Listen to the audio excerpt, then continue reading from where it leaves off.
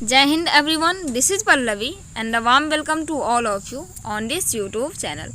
और फ्रेंड्स, आज की सेशन में हम सभी मॉड्यूटल काल में जो बिहार है उसको हम सभी पढ़ने का प्रयास करेंगे। ओके, आप जानते हैं कि मौर्य वंश के जस्ट बाद हमने जो सेशन है वो बौद्ध धर्म और जैन धर्म के ऊपर आपके लिए अपलोड करा है। ओके, एंड देन आज की सेशन में हम सभी मौर्योत्तर काल में बिहार को हम देखेंगे।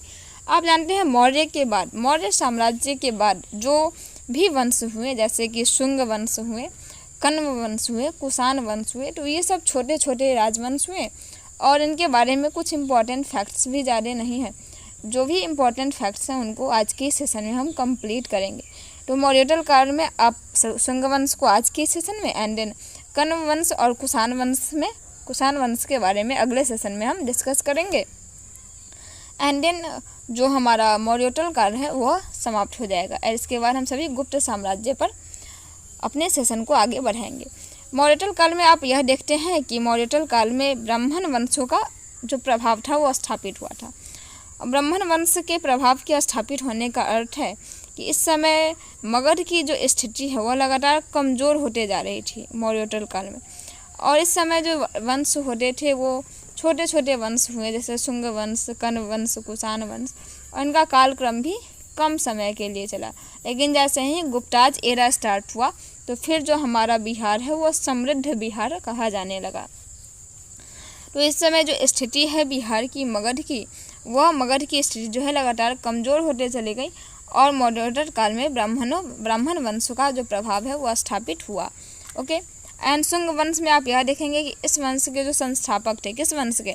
शुंग वंश के जो संस्थापक थे, आप जानते हैं कि मौर्य वंश के जो संस्थापक थे उनका नाम था चंद्रगुप्त मौर्य। एंड जो अंतिम वहाँ के शासक थे उनका नाम था बृहद्रथ, जो कि मौर्य काल में आपको हमने लास्ट में बताया था। बृहद्रथ की ही हत्या करके जो पुष्यमित्र शुंग थे उन्होंने शुंग वंश का स्थापना करा था। ओके, किसकी हत्या करके? तो बृहद्रथ की हत्या करके इस वंश के संस्थापक जो थे पुष्यमित्र शुंग, उन्होंने शुंग वंश की स्थापना किया। ओके, इसके बाद आप यह देखेंगे कि इस वंश की जो स्थापना कब हुई थी? तो 185 BC में। कब? 185 BC में हुई थी। पुष्यमित्र शुंग का जो संबंध है वो ब्राह्मण वंश से था, इसीलिए इस वंश के दौरान ब्राह्मणवाद पर अधिक जोर दिया गया। किस पर? ब्राह्मणवाद पर अधिक जोर दिया गया। क्यों? क्योंकि इस वंश के जो शासक थे, इस वंश के जो संस्थापक थे वो ब्राह्मण वंश से ही थे, इसीलिए ब्राह्मणवाद पर इस पर अधिक जोर दिया गया। किस वंश में? तो शुंग वंश में। ओके, पुष्यमित्र शुंग ने समाज कल्याण के लिए 2 अश्वमेध यज्ञ कराए। कितने? 2 अश्वमेध यज्ञ कराए, जिसमें पतंजलि पुरोहित थे। कौन पुरोहित थे? तो आप इसको याद रखेंगे कि पुष्यमित्र शुंग जो थे किसके लिए? तो सामाजिक कल्याण के लिए 2 यज्ञ कराए, 2 अश्वमेध यज्ञ कराए, जिसके जो पुरोहित थे उनका नाम था पतंजलि। पुष्यमित्र ने विदिशा को जीता और फिर मगध की राजधानी बना दी। पुष्यमित्र शुंग ने के जो पुत्र थे उनका नाम था अग्निमित्र को विदिशा का प्रांतपति नियुक्त किया गया। किसका? विदिशा का जो प्रांतपति है वो किसको नियुक्त किया गया? तो अग्निमित्र को। और अग्निमित्र कौन थे? तो अग्निमित्र जो थे वो पुष्यमित्र शुंग के पुत्र थे। पुष्यमित्र शुंग के द्वारा ही बौद्ध स्तूपों को नष्ट किया गया था और इसकी जानकारी जो है वो बौद्ध अनुश्रुतियों से प्राप्त होती है। कहाँ से प्राप्त होती है? तो बौद्ध अनुश्रुतियों से प्राप्त ऐसी जानकारी होती है कि जो पुष्यमित्र शुंग थे उन्होंने ही बौद्ध स्तूपों को नष्ट किया था। ओके, साथ ही आप इसमें थोड़ा सा और जो इम्पोर्टेंट फैक्ट्स है 2-4 लाइन आप इसको भी देख लेंगे। अग्निमित्र और मालविका। ओके, ये मोस्ट इम्पॉर्टेंट है और ये एक पुस्तक है जिससे काफ़ी जो क्वेश्चन है वो पूछे गए हैं प्रीवियस ईयर में। एग्जाम्स के पॉइंट ऑफ व्यू से भी ये काफ़ी इम्पॉर्टेंट टॉपिक है। ओके, तो काफ़ी इम्पॉर्टेंट ये फैक्ट है, आप इसको ध्यान में रखेंगे कि जो मालविका अग्निमित्रम है वो किसकी रचना है। यदि क्वेश्चन पूछा जाए कि मालविका अग्निमित्रम किसकी रचना है तो आप बताएंगे कि मालविका अग्निमित्रम जो है कालिदास की रचना है। साथ ही आपसे यह भी क्वेश्चन किया जा सकता है कि मालविका। ओके, आप जब इसको नाम को ही पढ़ते हैं, इस पुस्तक के नाम को, तो इसमें किसका वर्णन है, किसका उल्लेख है, तो आप यहाँ देख रहे हैं कि मालविका और अग्निमित्र। ओके, मालविका और अग्निमित्र के विवाह का जो उल्लेख है उसी को कालिदास ने अपने पुस्तक में किया है, जिसका नाम है मालविका अग्निमित्रम। आई थिंक आप इसको याद रखिएगा।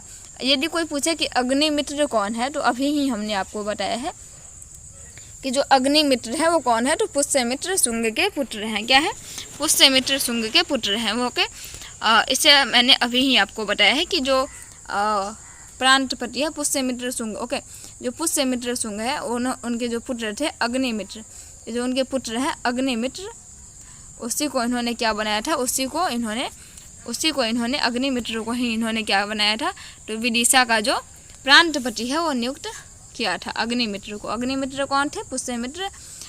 पुष्यमित्र शुंग के पुत्र थे। ओके, तो यही अग्निमित्र और मालविका के जो विवाह का उल्लेख है उसी को कालिदास ने अपने पुस्तक में किया है, जिसका नाम है मालविका अग्निमित्रम। ओके, साथ ही आप यह भी याद रखेंगे कि पुष्यमित्र शुंग के शासनकाल में बौद्ध भिक्षुओं की जो भारी संख्या में हत्याएं कराई गई थी तथा बौद्ध धर्म से संबंधित स्थलों को भी नष्ट किया गया था। इसका उल्लेख कहाँ से मिलता है? तो बौद्ध अनुश्रुतियों से इसका उल्लेख मिलता है। शुंग वंश के शासन के दौरान ही, ओके, कब? तो शुंग वंश के शासन के दौरान ही जो कलिंग के राजा थे जिनका नाम था खारवेल, ये चेदी वंश ने मगध पर आक्रमण किया था, तथा जिनसेन की मूर्ति दोबारा कलिंग ले गया। ऐसा माना जाता है कि इस समय जो मगध का राजा था वो कौन था? तो इस समय जो मगध का राजा था वो पुष्यमित्र शुंग ही था। और हाथी गुफा अभिलेख में उल्लेख है कि जो खारवेल ने मगध शासक बृहस्पति को पराजित किया था, ये बृहस्पति की जो तुलना है वो पुष्यमित्र शुंग से ही की जाती है। बृहस्पति की तुलना किससे किया जाता है? तो पुष्यमित्र शुंग से ही बृहस्पति की तुलना भी की जाती है। Okay, and the last important fact is कि नंद वंश के जो शासक थे, ओके, नंद वंश के जो शासक थे जिन्होंने नंद वंश की स्थापना करा, महापद्मनंद, तो उन्होंने ही जिनकी मूर्ति को कलिंग लाए थे। ओके, तो नंद वंश के बारे में जो है वो हम अगले सेशन में पढ़ेंगे। आज के सेशन में इतना ही, और आज के सेशन को यही समाप्त करते हैं। हमारे साथ अंत तक बने रहने के लिए आप सबों का बहुत बहुत धन्यवाद। Thank you so much for watching this video till and thank you very much.